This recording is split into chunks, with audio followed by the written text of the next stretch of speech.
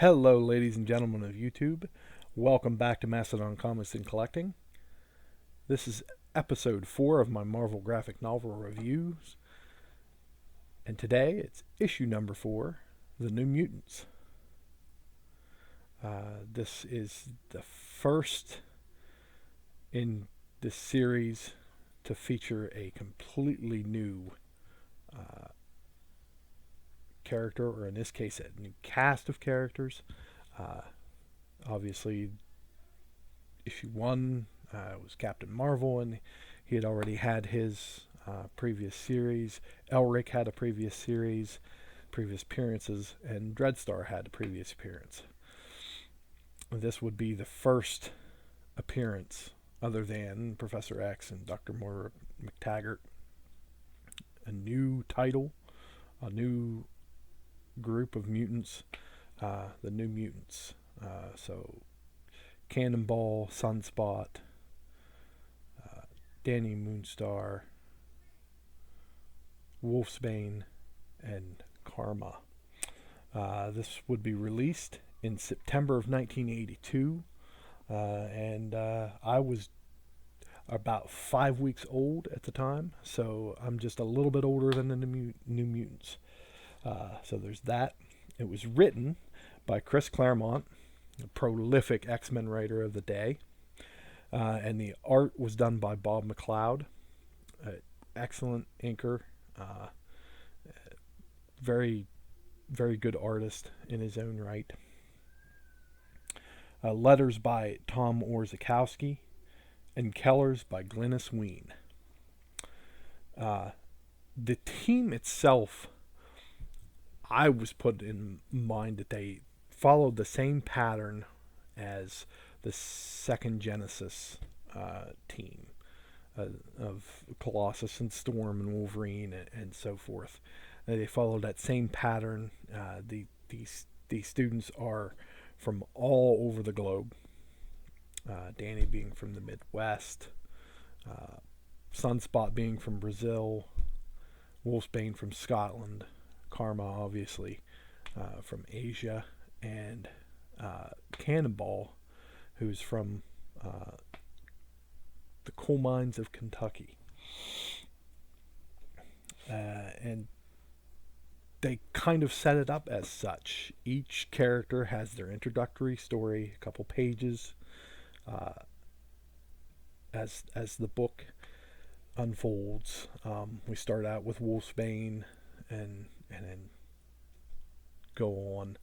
Sunspot is the youth, the child of a wealthy Brazilian millionaire, and he's also a very good soccer player, but he also unfortunately has a short fuse, we'll say.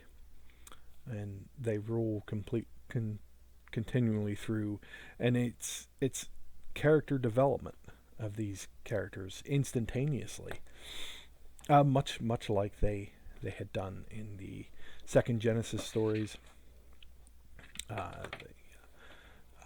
Krakoa story. The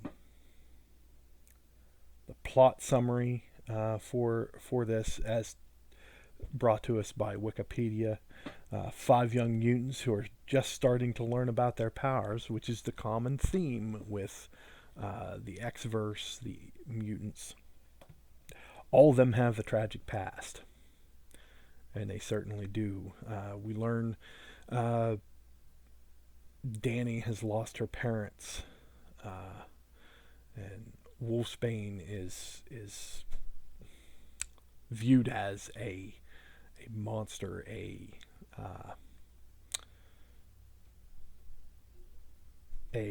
possessed person.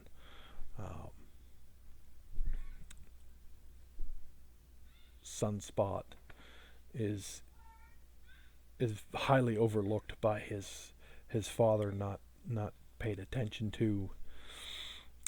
And Cannonball, he obviously has a hard life growing up in the coal mines of Kentucky. For me personally, they didn't really explain Karma's past that directly. It was more subtle. Um, just a brief name drop of her brother in a few panels. Um, that wasn't, for me, wasn't that direct. This we find a little more as the ongoing series develops. But for this, it was, for me, it was kind of vague. But we discover that her brother left his powers go to his head. Um, Moira MacTaggert is instrumental in saving Wolfsbane and bringing her to Charles Xavier's attention.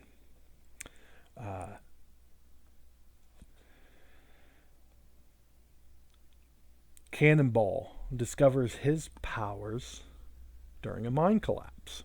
This is the tragedy of his story, and he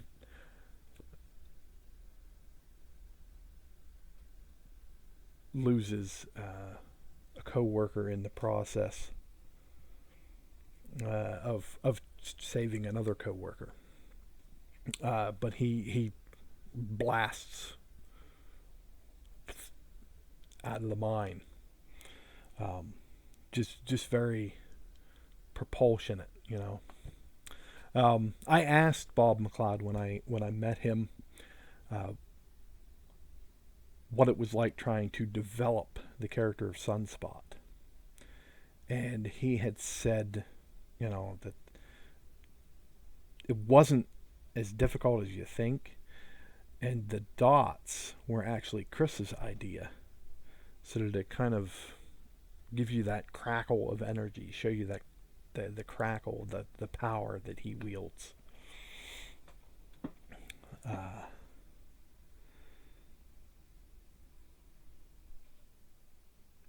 We go through, and Wolfsbane and Karma are getting to know each other at the school, and Xavier receives a letter from Black Eagle, who is Danielle Moonstar's grandfather. And it is explained that Charles Xavier and Danny's father were blood brothers. And her father actually saved Charles's life in the past. So they go, and Black Eagle is trying to get Danny some help with her powers, and he contacts Charles, and Charles goes out.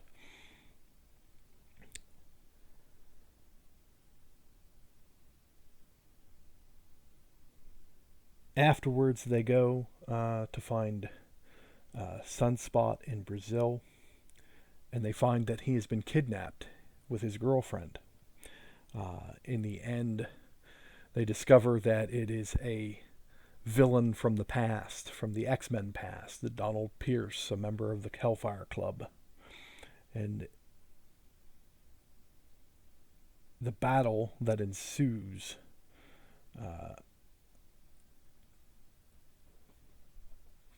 gives you an insight into Charles's apprehension to go through this again, because at this time we know that the X-Men have effectively disappeared. By all accounts, to him, his students are gone. His students are dead. And he does not want to go through this again, but at the same time, he realizes that these kids need his help, need his guidance. The students are victorious at the end over Pierce, and in the process, Pierce has convinced Cannonball to join his crew. So the would-be eventual leader of the New Mutants started out as an enemy, a duped enemy, we should say.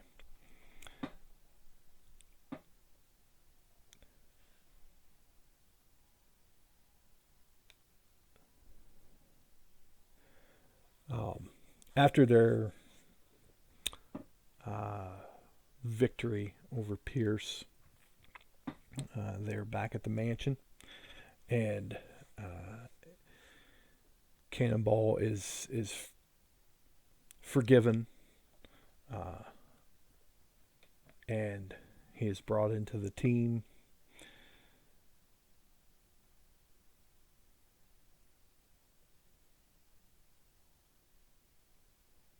And despite what had happened, they are accepting of him. They realize that he is a lost, confused kid just like them. All in all, I thought this was a good story.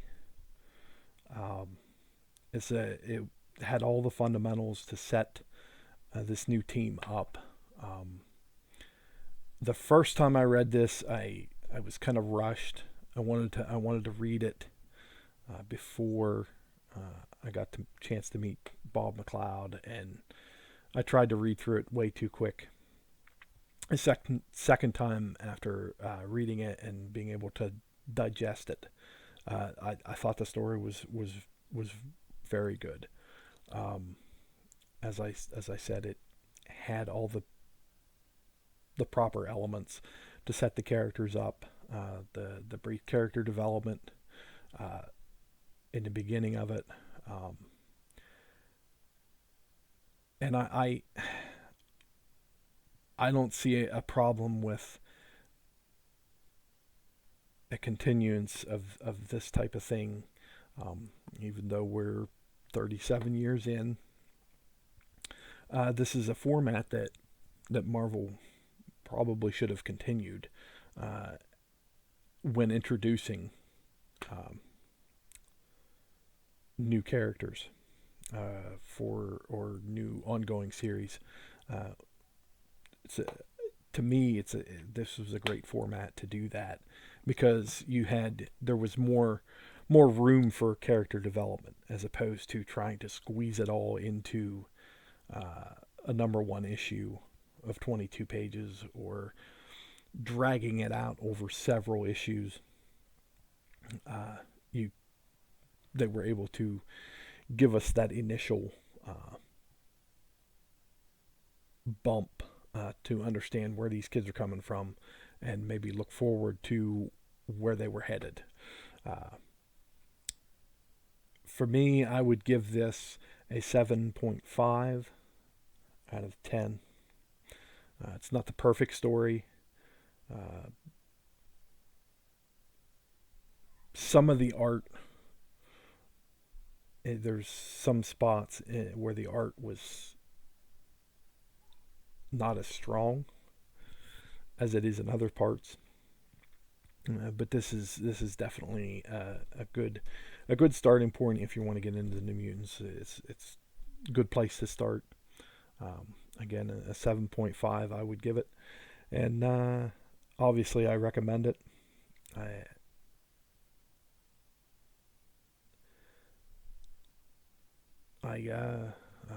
That's all I have to say for that. Stay tuned for my next episode, where I will be reviewing X-Men, God Loves, Man Kills. And this is number 5 in the Marvel graphic novels series, and it'll obviously be episode number 5. Been looking forward to reading this one. I've had a few friends mention it as an excellent read, and some of the reviews I've read were excellent as well. I also would like to excuse me, shout out Ken's Comic Book Corner.